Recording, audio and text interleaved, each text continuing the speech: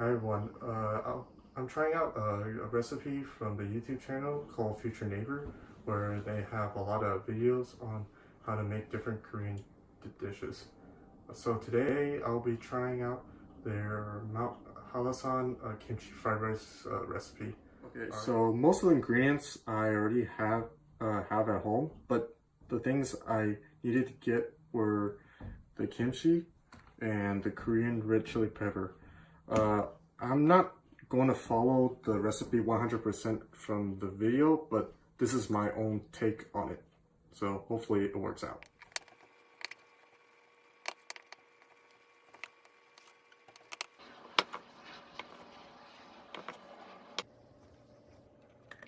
So here are the ingredients that I'm using.